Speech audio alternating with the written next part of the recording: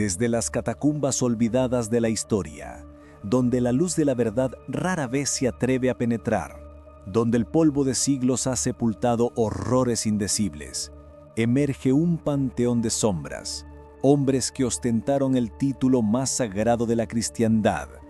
Han sido llamados los sucesores de San Pedro, los vicarios de Cristo en la tierra, pastores de almas, faros de la moralidad, supuestamente infalibles, elegidos por inspiración divina para guiar a millones. Pero la silla de Pedro, ese trono de santidad, de piedad, de devoción milenaria, ha sido ocupada en demasiadas ocasiones por figuras cuya vida y legado no son de virtud, sino de una oscuridad tan profunda, tan depravada, tan moralmente putrefacta, que desafía la comprensión más básica del bien y del mal. Lujuria desenfrenada que convirtió palacios sagrados en lupanares, asesinatos por poder que tiñeron de sangre los altares, corrupción endémica que carcomió el alma de la Iglesia desde sus cimientos, tiranía pura, ejercida con guante de hierro bajo la máscara de la divinidad, desatando guerras y cismas. ¿Fueron verdaderamente papas o lobos rapaces disfrazados con la mitra, devorando la fe y la moralidad a su paso, arrastrando a la Iglesia a los más profundos abismos de la vergüenza? Prepárense para un descenso vertiginoso a las profundidades de la depravación humana y del poder sin control. Esto es, los peores papas de la historia, y lo que están a punto de escuchar no solo cambiará para siempre su percepción de la santidad, sino que les hará cuestionar la propia naturaleza del poder y de la fe. 1. Papa Esteban VI, el Papa necrófilo y el sínodo cadavérico, la profanación que desafió la razón y la fe. En el año 897 después de Cristo, el corazón mismo de la cristiandad, la ciudad eterna de Roma, fue testigo de un espectáculo tan macabro, tan perverso y tan grotesco que ni las mentes más retorcidas de la ficción podrían haberlo concebido. La realidad, a menudo, supera la ficción en su capacidad para el horror, y en este caso el protagonista de la obra era el Papa Esteban VI. Pero su acusado, su supuesto criminal, su objetivo de venganza más allá de la tumba, no era un hombre vivo, un dignatario rebelde o un hereje declarado. No, su acusado era un cadáver putrefacto, un cuerpo que llevaba casi un año enterrado. Sí, han oído bien, un juicio a un muerto. El cuerpo descompuesto de su predecesor, el Papa Formoso, quien había sido pontífice antes que él, fue exhumado de su tumba sagrada en la Basílica de San Pedro. Arrastrado, sin ningún respeto, sin la menor dignidad, hasta la Basílica de San Juan Letrán, la mismísima sede episcopal del obispo de Roma. Allí, entre los frescos que representaban escenas bíblicas y los altares consagrados a Dios, ese cuerpo descompuesto fue vestido con las túnicas papales, coronado con una mitra ya roída por el tiempo y grotescamente sentado en un trono improvisado, en el centro de un tribunal presidido por Esteban VI y un concilio de obispos aterrados, el llamado Sínodo Cadavérico. Un evento tan chocante, tan escandaloso que la historia lo recuerda con una mezcla de repulsión y una fascinación morbosa. Esteban VI, un hombre consumido por una combinación tóxica de odio político implacable, paranoia extrema y muy probablemente una profunda e inestable demencia, acusó al difunto Formoso de haber usurpado el papado de forma ilegítima, de haber cometido perjurio, de haber violado cánones eclesiásticos y de haber ascendido al trono de San Pedro de forma irregular. Los crímenes de Formoso, según Esteban, eran tan graves que ni siquiera la muerte podía liberarlo del juicio y la condena. Un diácono, aterrorizado por la furia volátil de Esteban y los posibles castigos que podría recibir, fue forzado a ser la voz del cadáver, a balbucear respuestas monosilábicas, sí o no, en nombre del fallecido, en una farsa que desafiaba la razón. La escena debió ser digna de una pesadilla febril, un papa vivo gritando acusaciones con furia descontrolada a un cuerpo en avanzado estado de descomposición, mientras un hombre aterrorizado intentaba dar voz a la muerte, a un mero muñeco de carne y huesos putrefactos. La sentencia fue, por supuesto, predecible y brutalmente salvaje. Formoso fue declarado culpable de todos los cargos, sus decretos, todas sus ordenaciones sacerdotales y episcopales, todos los sacramentos que había administrado, todo lo que había hecho como papa, fue declarado nulo y sin valor. Sus bendiciones, sus sacramentos, su misma autoridad, borrados de la faz de la tierra. Y en un acto de sacrilegio inaudito, una muestra de venganza que iba más allá de la comprensión, los 3 dedos de la mano derecha con los que una vez bendijo a sus fieles, con los que trastó el signo de la cruz sobre la multitud de creyentes, fueron cercionados, arrancados sin piedad de su mano sin vida. Su cuerpo, ahora doblemente profanado, despojado de sus vestiduras papales para completar la humillación, fue arrastrado sin contemplaciones por las calles empedradas de Roma como si fuera basura inmunda. Finalmente fue arrojado sin miramientos al río Tíber, donde las corrientes arrastrarían sus restos a un olvido forzado. Una imagen que aún hoy nos hiela la sangre y nos muestra la bajeza de la venganza. Esta abominación, este sínodo cadavérico, no solo es una de las páginas más oscuras y vergonzosas de la historia papal, sino un testimonio visceral de la brutalidad desenfrenada, la paranoia y la lucha de poder sin escrúpulos que caracterizó el llamado siglo de hierro del papado, una época de caos total para la Iglesia. Esteban VI no fue un líder espiritual, no. Fue en esencia un déspota que utilizó la más alta autoridad religiosa, el trono de Pedro, para saciar una sed de venganza y consolidar un poder precario contra un hombre que ya estaba en la tumba. Su acto desató una ola de horror y desprecio no solo entre el pueblo romano, sino también entre el clero, muchos de los cuales estaban horrorizados por la profanación y temían por el alma de la Iglesia. Esta ola, como un tsunami moral, finalmente lo arrastró a su propia perdición. Poco después de su grotesco juicio, la indignación popular y la reacción de la facción contraria no hicieron esperar. La Roma convulsa se levantó. Esteban VI fue arrestado, despojado de sus ropas papales por la fuerza, encarcelado en las mismas mazmorras que quizás él mismo había destinado para sus enemigos, y finalmente brutalmente estrangulado en su celda. Su pontificado, que duró poco más de 1 año, fue un torbellino de sacrilegio, violencia y locura que dejó una cicatriz tan profunda, tan imborrable en la conciencia de la Iglesia, que aún hoy se estudia como un ejemplo extremo de hasta dónde puede llegar la depravación humana cuando se combina con el poder absoluto y la demencia. 2. Papa Juan XII, de 1955 a 1964. Después de Cristo. El Papa adolescente y la casa de rameras del Vaticano. El trono convertido en burdel. Y el Papa en sátrapa.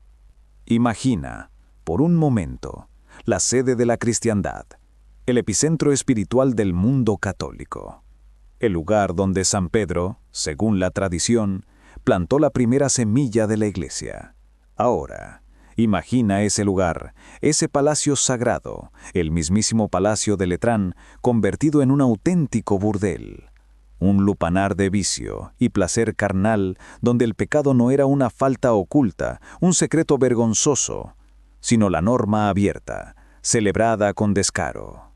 Y ahora, imagina que el regente, el maestro de ceremonias de ese establecimiento, no es otro que el mismísimo vicario de Cristo en la tierra. Les presento al Papa Juan XII. Su ascenso al trono de San Pedro fue escandaloso desde el principio, un presagio ominoso de la ignominia que vendría. Tenía apenas 18 años.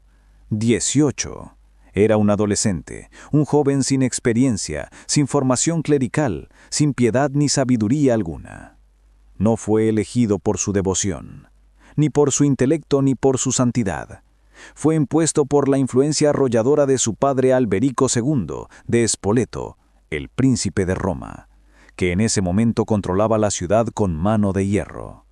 Su nombre de nacimiento era Octaviano, y se convirtió en papa simplemente porque su padre, en su lecho de muerte, lo designó como su sucesor en el poder temporal de la ciudad, uniendo así el poder político de Roma con el poder espiritual del papado en una grotesca fusión de iglesia y Estado, o más bien, de Estado y prostitución.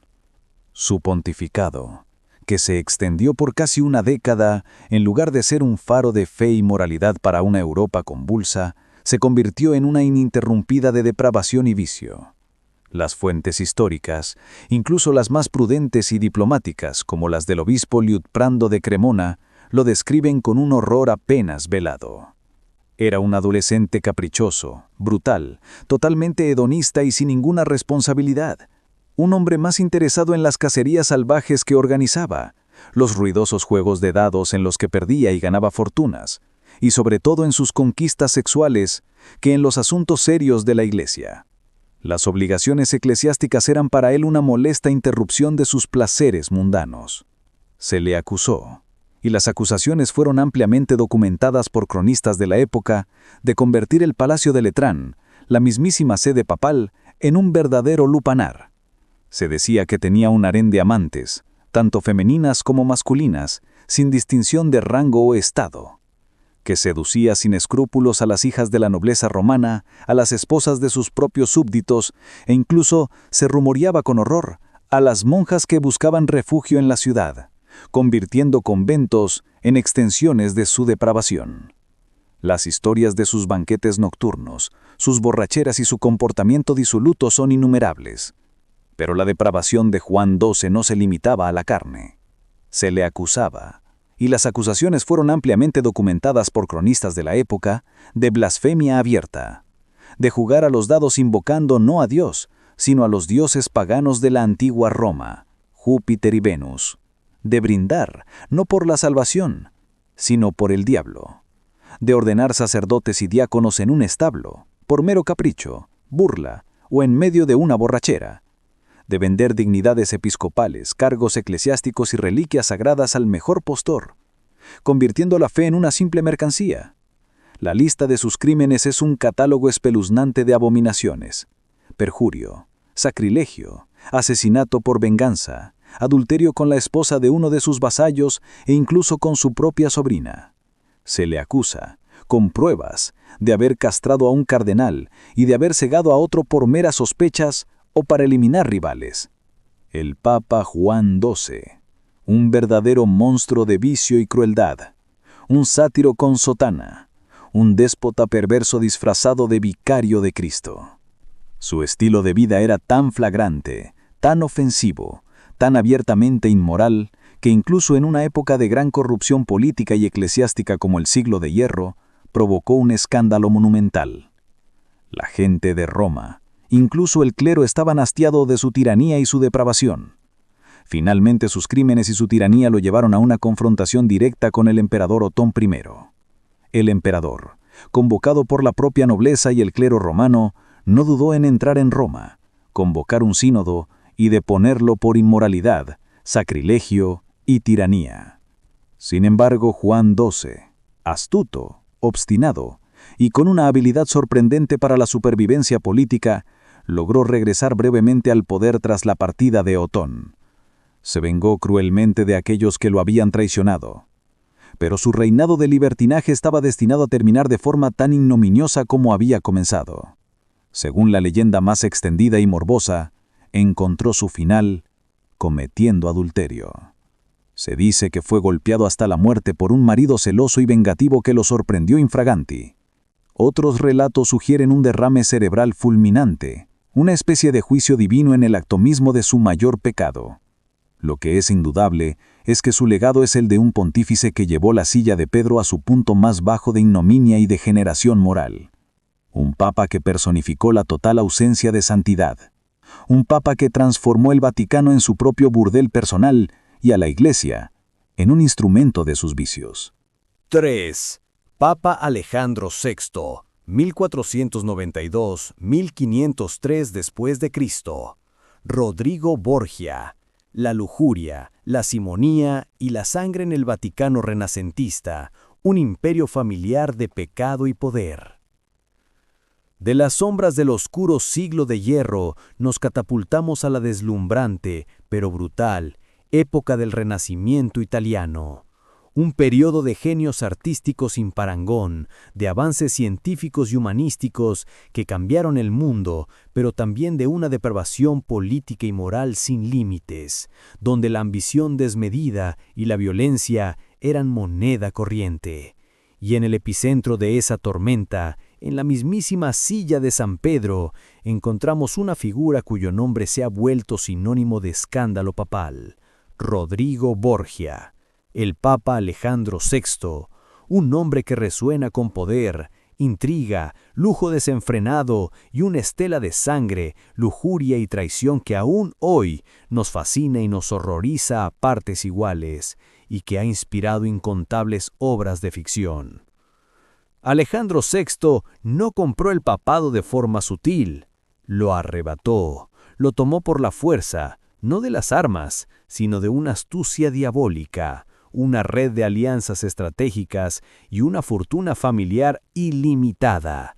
Utilizó la simonía, la compra y venta de cargos eclesiásticos de una manera tan descarada, tan efectiva y tan abierta, que se decía que el mismo día de su elección en el cónclave de 1492, el oro fluía por las calles de Roma como un río, comprando la conciencia de los cardenales electores. Cardenales comprados con títulos ducales, castillos estratégicos, obispados ricos y, por supuesto, bolsas rebosantes de ducados. El trono de San Pedro, el puesto más sagrado de la cristiandad, fue adquirido al mejor postor, un acto que escandalizó a muchos, incluso en una época cínica y acostumbrada a la corrupción. Pero el dinero era solo una parte de su juego. Su pontificado fue una saga de nepotismo descarado, un favoritismo familiar llevado a extremos nunca vistos en la historia papal. Sus hijos, reconocidos públicamente a pesar de su celibato forzado como clérigo, fueron los pilares de su imperio terrenal, sus peones en un tablero de ajedrez geopolítico. César Borgia, el brutal condottiero, un genio militar y político sin escrúpulos que no dudaba en asesinar para lograr sus fines, cuyo nombre evocaba terror y admiración a partes iguales en toda Italia. Lucrecia Borgia, una figura envuelta en leyendas oscuras sobre incesto, envenenamiento y matrimonios políticos calculados y rompedores, un arma en las manos de su padre. Y Juan Borgia, su hijo predilecto, cuyo asesinato aún es un misterio que apunta directamente a las entrañas del poder vaticano, con su propio hermano, César, como principal sospechoso. Alejandro no solo usó a sus hijos, los glorificó, los empoderó, construyó una verdadera dinastía terrenal con la Iglesia como cimiento y trampolín. Alejandro VI era un hombre de apetitos voraces en todos los sentidos de la palabra.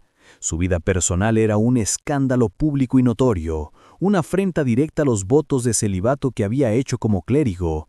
Tuvo al menos 4 hijos con su amante más conocida, Vanosa dei Catani, aun siendo ya cardenal de la Iglesia.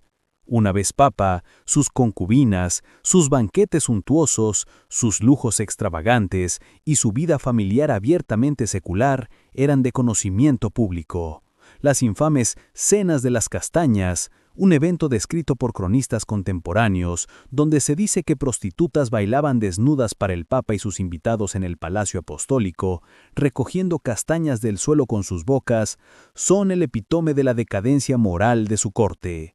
Aunque la veracidad exacta de estos eventos aún se debate entre historiadores, el simple hecho de que se creyeran y divulgaran en su época dice mucho de su reputación y del ambiente de su papado.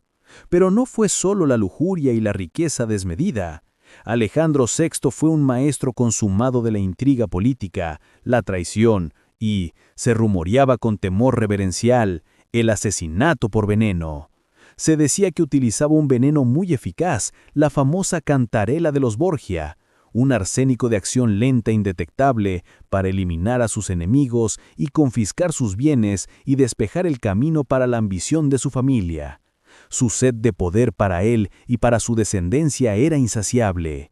Convirtió el Vaticano en una corte principesca y un estado guerrero, más interesada en la política italiana, las alianzas cambiantes y las campañas militares para agrandar sus dominios que en el destino espiritual de la cristiandad. Su pontificado es un monumento vivo a la ambición desmedida, a la hipocresía religiosa y a la corrupción más flagrante. Una mancha indeleble en la historia de la Iglesia, una mancha que aún hoy es sinónimo del nombre Borgia y de una era donde el poder temporal eclipsó completamente lo espiritual, donde el Vaticano se convirtió en un nido de víboras y ambiciones mundanas. 4. Papa Urbano VI, de 1378 a 1389 después de Cristo. El tirano sádico y el gran cisma de Occidente. La locura que desgarró la cristiandad. Dejemos el brillo engañoso y la depravación sofisticada del Renacimiento por un momento para adentrarnos de nuevo en la oscura y brutal Edad Media tardía. El año 1378 marca un punto de inflexión devastador, una catástrofe que desgarraría la unidad de la cristiandad occidental durante casi 4 décadas, llevando a la Iglesia a una de sus peores crisis internas. La Iglesia Católica estaba sumida en una profunda confusión.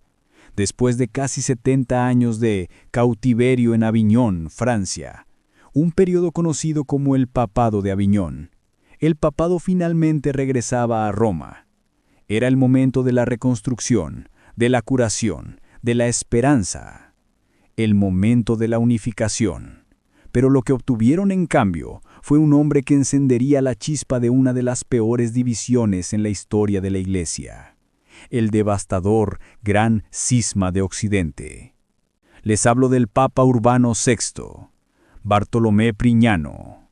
Su elección fue precipitada y tumultuosa, marcada por la presión abrumadora del pueblo romano que, tan cansado de los papas franceses, clamaba por un pontífice italiano. Y lo obtuvieron. Urbano VI era, superficialmente, un reformador, un hombre que prometía limpiar la corrupción generalizada del clero, restaurar la disciplina y la moralidad. Pero su método no era el de un pastor benevolente o un guía espiritual. Era el de un déspota iracundo, un tirano sádico, cuya crueldad no conocía límites y cuya intransigencia era patológica. Urbano VI era de una personalidad tan volátil, tan impredecible, tan intransigente y tan cruel, que incluso sus propios cardenales, aquellos que lo habían elegido y que ahora lo rodeaban en el Vaticano, lo detestaban y lo temían con una pavorosa mezcla de resentimiento, impotencia y horror. Su temperamento era explosivo. Sus ataques de ira eran legendarios. Sus gritos resonaban por los pasillos del palacio papal, aterrorizando a los sirvientes y dignatarios. Insultaba, humillaba y degradaba públicamente a los más altos dignatarios de la Iglesia, incluso a los embajadores de las grandes potencias europeas. La diplomacia, la piedad y la moderación eran conceptos ajenos a su naturaleza. Su reinado fue, en muchos sentidos, un festival de terror y paranoia. Sospechaba de todos. Se dice que hizo torturar a varios cardenales bajo su propio techo, en las mazmorras del Vaticano, basándose únicamente en vagas sospechas de conspiración o deslealtad. Los colgó con cadenas, los sometió a las más atroces torturas. Algunos murieron bajo su tormento, otros simplemente desaparecieron para siempre en las sombras de la historia, sus destinos sellados por la paranoia papal. No era solo un hombre difícil, era un hombre desequilibrado, mentalmente inestable, un paranoico absoluto, investido de un poder absoluto, y ese poder, lejos de moderarlo, lo llevó a extremos de crueldad inimaginables. 5. Papa Sergio III, 904 a 911 después de Cristo. El Papa títere y el reinado de las pornócratas, cuando el Vaticano fue un juego de poder femenino. Volvemos, una vez más, al oscuro y deshonroso siglo de hierro del papado, una época de anarquía, decadencia y luchas brutales por el poder que parece no tener fin. Un abismo moral del que la Iglesia parecía incapaz de escapar por sí misma. Y en el centro de esta maraña de intriga, corrupción y vicio, encontramos al Papa Sergio III. Pero Sergio III, aunque ostentaba el título, no era el verdadero poder detrás del trono. Era un títere, un mero peón, movido por los hilos de una familia, una dinastía de mujeres de la más alta nobleza romana, mujeres conocidas por la historia con una mezcla de horror y fascinación como las pornócratas. Literalmente, el gobierno de las prostitutas, un término que evoca una imagen impactante y veraz de la depravación que reinaba en Roma y, por extensión, en el papado. La figura más influyente de estas mujeres era Teodora la Mayor, una patricia romana de inteligencia feroz, voluntad de hierro, una belleza legendaria y una ambición insaciable que la hizo dominar la política romana.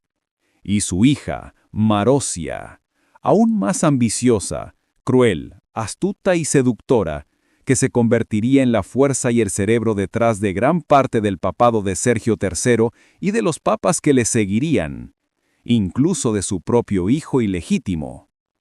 Estas mujeres, con sus encantos, su inmensa riqueza y su implacable astucia política, controlaban no solo las facciones nobles de Roma, sino lo que es más impactante, la misma silla de Pedro, usándola como un instrumento de su poder personal y familiar. Se dice que Sergio III no solo era el amante de Teodora, y más tarde de Marosia, sino que tuvo un hijo con Marosia, un hijo ilegítimo, concebido en el lecho del vicio y la ambición desmedida, que más tarde se convertiría en el Papa Juan XI. Esto no es una novela histórica sensacionalista o un rumor infundado.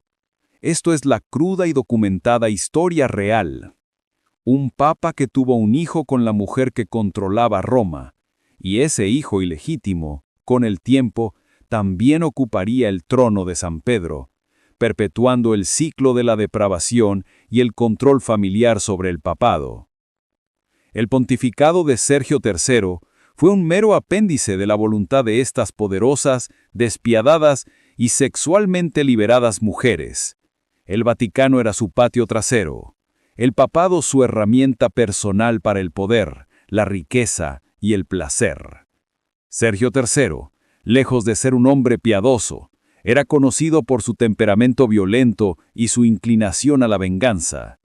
Se le atribuye haber ordenado, de nuevo, la exhumación y la degradación de los restos del Papa Formoso, reviviendo la grotesca práctica del sínodo cadavérico, en parte para complacer a sus benefactores políticos, para borrar cualquier rastro de la facción rival de Formoso y para consolidar su propio poder ilegítimo a través de la intimidación y la profanación. Su reinado fue un periodo de total degradación moral para el papado. La silla de Pedro se había convertido en un premio, un objeto de deseo, no para los más santos ni los más sabios, sino para las facciones más poderosas y corruptas de la nobleza romana. 6. Papa Bonifacio VIII, 1294 a 1303 después de Cristo. El arrogante tirano y la soberbia del poder absoluto. La humillación de Anagni que quebraba al pontificado. Saltamos ahora al final de la Edad Media, a un tiempo en que la autoridad papal, aunque ya no era lo que fue en su apogeo teocrático, aún ejercía un poder inmenso, o al menos así lo creía un hombre. Y nadie encarnó esa sed de poder, esa arrogancia desmedida y esa desoladora megalomanía como el Papa Bonifacio VIII, Benedetto Gaetani, un hombre cuya ambición no conocía límites y que, en su afán de dominar no solo la Iglesia, sino el mundo entero, sembró las semillas de una humillación sin precedentes para el papado, una humillación a la que la Iglesia tardaría siglos en recuperarse. Bonifacio VIII no llegó al trono de San Pedro de forma sencilla o piadosa. Para ser papa, primero tuvo que manipular, de la forma más oscura y astuta, a su predecesor, el piadoso pero ingenuo y anciano Celestino V, para que abdicara. Celestino, un ermitaño místico, se sentía abrumado por el cargo y el peso del mundo. Se rumoreaba que Bonifacio, entonces cardenal, usó trucos ingeniosos y diabólicos. un tubo insertado secretamente en la pared de la celda de Celestino, por el cual una voz, supuestamente divina y celestial, le hablaba al Papa anciano en la oscuridad de la noche, instándolo a renunciar al cargo para su propia salvación. Una vez, Celestino, manipulado, abdicó, un evento rarísimo y casi inaudito en la historia papal. Bonifacio VIII no perdió el tiempo.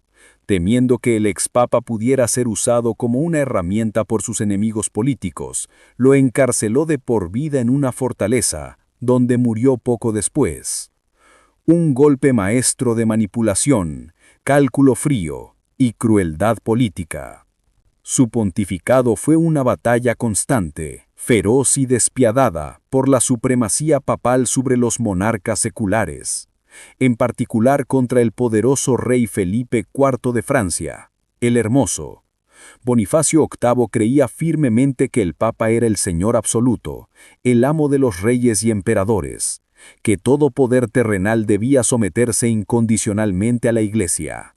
Su bula Unam Sanctam, emitida en 1302, es una de las declaraciones más radicales, absolutistas y controvertidas de la supremacía papal, proclamando que es absolutamente necesario para la salvación que toda criatura humana esté sujeta al romano pontífice. Una declaración que encendió la furia y la indignación de los monarcas de Europa, especialmente Felipe IV. Pero Bonifacio VIII no era un líder espiritual. Era un político brutal, un hombre dado a la ira explosiva, a la avaricia desmedida y al nepotismo descarado, enriqueciendo a su familia, los Gaetani, de forma obscena a expensas de la Iglesia. Su arrogancia era legendaria. Se le acusaba, incluso por sus contemporáneos, de simonía, de herejía, de infidelidad, de falta de fe. Su afán de poder era tal que en un momento dado, se dice que se hizo coronar no solo con una, sino con 2 coronas, y se proclamó a sí mismo emperador y papa, simbolizando su creencia en su doble autoridad sobre el mundo terrenal y espiritual. 7. Papa León X, 1513-1521 después de Cristo. Giovanni de Medici, el papa que vendió la salvación y encendió la reforma protestante.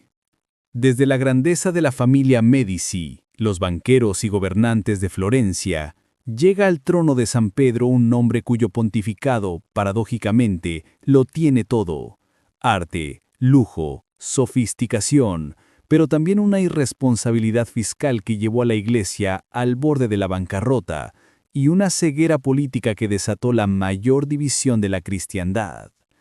Les hablo del Papa León X, Giovanni de Medici, el Papa que, en su afán de riqueza y ostentación, vendió la salvación misma y, sin saberlo, encendió la mecha de la reforma protestante. León X ascendió al papado con una frase célebre: «Gocemos del papado, ya que Dios nos lo ha dado». Y vaya si lo hizo. Hijo de Lorenzo el Magnífico, su vida fue un constante derroche de lujos, placeres y extravagancia. No era un hombre de guerra como los Borgia, ni un sádico como Urbano VI. Era un hedonista cultivado, amante del arte, la música, el teatro, los banquetes suntuosos, la caza y los placeres de la corte. Su Vaticano era un centro de cultura y esplendor, sí, pero también un pozo sin fondo para las finanzas de la Iglesia. A menudo se le acusa de ser un papa más secular que espiritual, un príncipe renacentista más preocupado por su estatus y su placer que por el alma de la cristiandad. El problema era que el esplendor tenía un precio, y muy alto. La construcción de la Basílica de San Pedro, iniciada por su predecesor Julio II, era un proyecto faraónico que devoraba ingentes sumas de dinero, y León X tenía gustos caros. Para financiar su fastuoso estilo de vida, sus fiestas, sus mecenazgos artísticos y las obras de San Pedro, el Papa recurrió a un método que resultaría catastrófico: la venta masiva de indulgencias. Las indulgencias eran, en teoría, la remisión de la pena temporal por los pecados, y la Iglesia las vendía con la promesa de acortar el tiempo en el purgatorio, tanto para los vivos como para los difuntos. Pero bajo León X, esta práctica se convirtió en un negocio obsceno. Sus predicadores, como el infame Johann Tetzel, recorrían Alemania con eslóganes como «Tan pronto como una moneda en el cofre resuena, un alma del purgatorio al cielo vuela», vendiendo la salvación como si fuera una mercancía. La teología de la gracia y el arrepentimiento se redujo a una transacción financiera. La simonía, la venta de cargos eclesiásticos, era también desenfrenada. León X llegó a crear nuevos cardenales simplemente para poder vendérselas a las dignidades y obtener ingresos.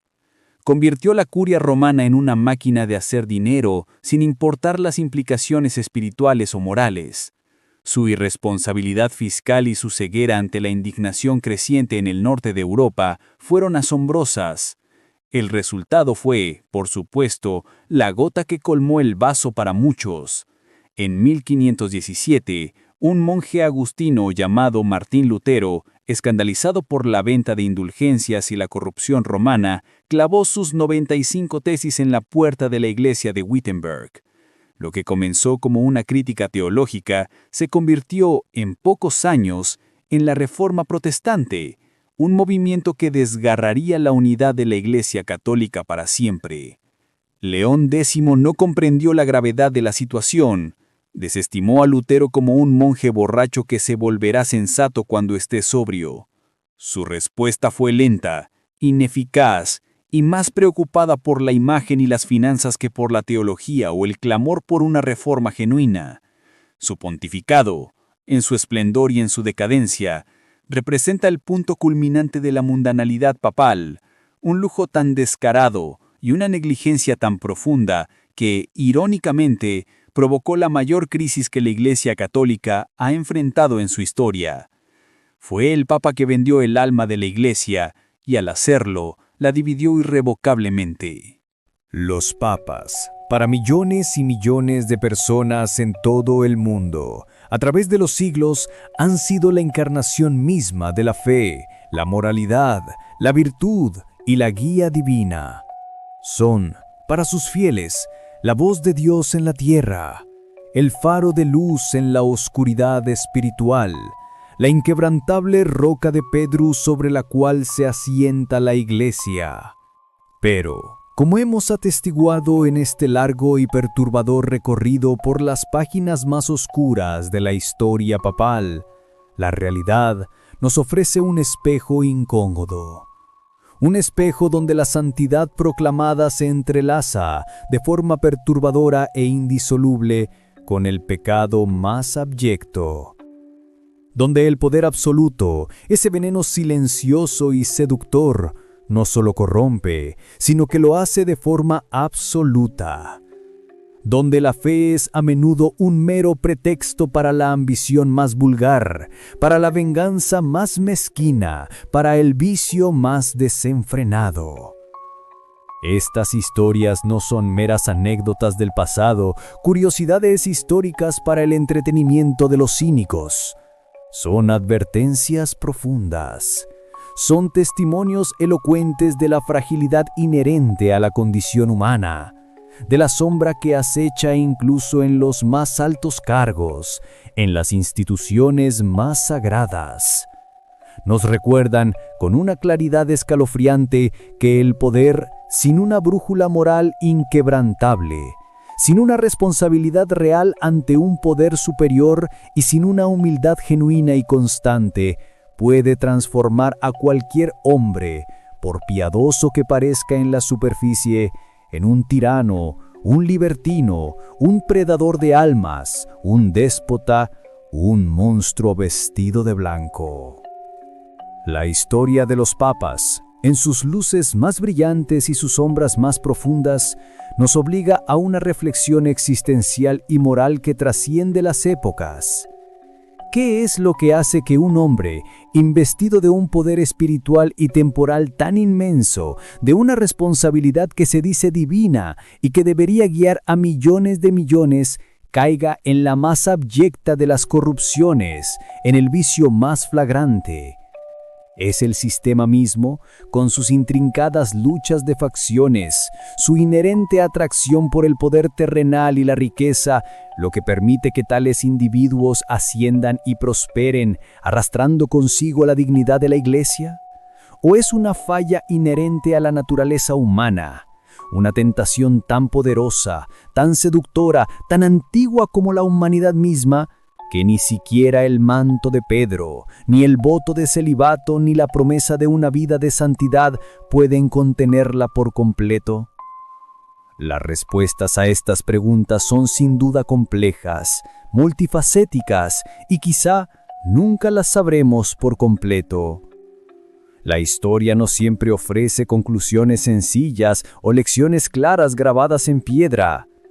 Pero una cosa es segura: la historia de los peores papas de la historia nos enseña, con una dureza innegable, que incluso en los templos más sagrados, incluso en los corazones que se suponen más puros, incluso bajo el manto de la infalibilidad, la oscuridad puede encontrar un hogar, y que la verdadera vigilancia moral, la verdadera lucha contra la corrupción, la tiranía y la tentación no es solo para los que están abajo, para los fieles que miran hacia arriba, sino, y quizás sobre todo, para aquellos que se sientan en los tronos más altos, aquellos a quienes se les confía el alma y el destino de millones, porque al final son solo hombres, y los hombres, incluso los más santos, son falibles. Y esa falibilidad en el poder puede ser aterradora. Hasta la próxima, en otro episodio de Crónicas Prohibidas.